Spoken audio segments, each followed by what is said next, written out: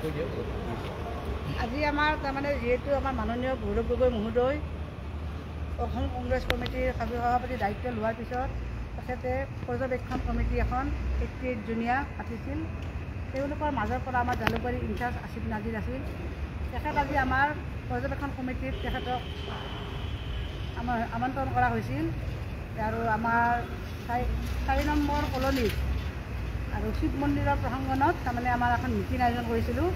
মিটিংখন আয়োজন কৰাৰ পৰাই বিভিন্ন ধৰণৰ সিহঁতে বিজেপিৰ কৰ্মী আহি অশ্লীল গালাগালাজ কৰিছে আৰু শেষ টাইমত সিহঁতে কৈছে যে আমাক মুখ্যমন্ত্ৰী মহোদয়ৰ এৰিয়া আমাক মুখ্যমন্ত্ৰীয়ে নিৰ্দেশ দিছে যে যদি জালুকবাৰী সমষ্টিত মিটিং কৰিব নোৱাৰে দৰকাৰ হ'লে মাৰপিট কৰা কৰি দিবি, দৰকাৰ হ'লে চকী চিয়াৰ লণ্ডভণ্ড কৰি দিবি, সিহঁতক ভগাই দিবি আৰু পুলিচ থানা কিবা হয় সেইটো মই চাম, মোৰ লগত আছে, মই মুখ্যমন্ত্ৰী, মোৰ ওপৰত কোন আছে, তোমালোকে খালি কংগ্ৰেছৰ মিটিং তাত পাতিব নিদিবা বুলি নিদিয়াতে বোলে সিহঁতে চিঞৰি চিঞৰি কয়। শেষত আমাৰ মিটিঙৰ মাজত সোমাই যায়, চেয়াৰ টেবুল ভাঙি লণ্ডভণ্ড কৰি দলিয়া দলি কৰি মহিলাবিলাকক মাৰাৰ কাৰণে আগবাঢ়ি আহে। মোৰ 18 বছৰ হোৱা নাই, 17 বছৰ 6 মাহৰ ছোৱালীজনীয়ে পৰিস্থিতি হুলস্থুল দেখি তাক তাৰমানে চাবলৈ যায়। চাবলৈ যোৱাৰ পিছত তাই যেতিয়া দেখিলে পৰিস্থিতি খুব ভয়ানক, তেতিয়া তাই ভিডিঅ' কৰিবলৈ আৰম্ভ কৰে। সেই ভিডিঅ' কৰাৰ দেখি বিজেপিৰ কৰ্মী চুবিৰ আৰু ৰাজু মেছটো হৈছে মেইন। এই ৰাজু মেছে মোৰ ছোৱালীজনীক মাৰিবৰ কাৰণে চকী দাঙি এক মাৰ বুলি কৈ মানে এটেক কৰিবলৈ আক্ৰমণ কৰিবলৈ আগুৱাই আহিছিল। মোৰ ছোৱালীজনী ভয়ত তাৰ পৰা পলাই আহিছিল। এনেকুৱা ধৰণৰ কেছ হৈছে। গতিকে মুখ্যমন্ত্ৰী মহোদয়ক মই ইয়াৰ পৰা ক'ব বিচাৰোঁ যে আপোনাৰ নীতি শিক্ষা, আপোনাৰ আদৰ্শ এজন মুখ্যমন্ত্ৰী মহোদয় কেনেকুৱা হ'ব লাগে। আপুনি এজন অসমৰ মুখ্যমন্ত্ৰী, আপোনাৰ এৰিয়াত এনেকুৱা অঘটন ঘটাটো আপোনাৰ বৰ লজ্জাজনক কথা। পাৰ্টিটো নিজৰ ব্যক্তিগত বস্তু, প্ৰত্যেকৰ ৰাইট আছে পাৰ্টি কৰা, মিটিং কৰাৰ। আপোনালোকে কিয় ভয় খাইছে নেকি? আপুনি গৌৰৱ গগৈ মহোদয় সভাপতিত্ব লোৱাৰ পিছত আপুনি ভয় খাইছে, সেইকাৰণে আপোনাৰ আগতে আমি কৰিছিলোঁ, এতিয়া কিয় কৰিব নিদিয়া হ'ল আপুনি?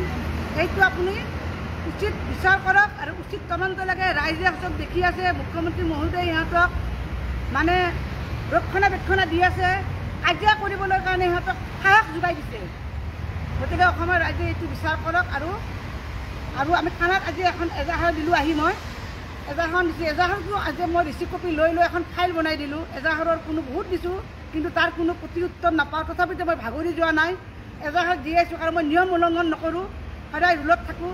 আৰু এই ঘটনা কৰাৰ আগমুহূৰ্তত মই আনকি আমাৰ তাৰ ৱাৰ্ডৰ কাউন্সিলৰক ফোন মাৰিছিলোঁ, যাতে আপুনি পৰিস্থিতি নিয়ন্ত্ৰণ কৰক বুলি। কাউন্সিলৰে মোৰ ফোন নুঠালে। শেষ উপায় নাপাই মই মণ্ডল প্ৰেচিডেণ্টক ফোন কৰিছোঁ। মণ্ডল প্ৰেচিডেণ্টক এই কথাখিনি জনাইছোঁ যে আপোনালোকৰ এনেকুৱা আহিছে, পৰিস্থিতি বেয়া হ'ব নালাগে, পৰিস্থিতি এনেকুৱা হাল্লা চিল্লা কৰি আছে। তেখেতে কৈছে ঠিক আছে মই কৈ আছোঁ। তাৰপিছত কি কৰিলে মই নাজানো, তাৰ অলপ পিছতে ঘটনাটো ঘটাই দিলে। এইখিনিয়ে মোৰ ক'ব লগা আছে। আজি সন্ধিয়া আমাৰ জালুকবাৰী অঞ্চলত মুখ্যমন্ত্ৰীৰ সমষ্টি আমাৰ জালুকবাৰী অঞ্চলত আমাৰ যিখিনি নতুনকৈ গৌৰৱ গগৈ ডাঙৰীয়াৰ অসমৰ যি নৱনিযুক্ত সভাপতি গৌৰৱ গগৈ ডাঙৰীয়াই যিখন আমাৰ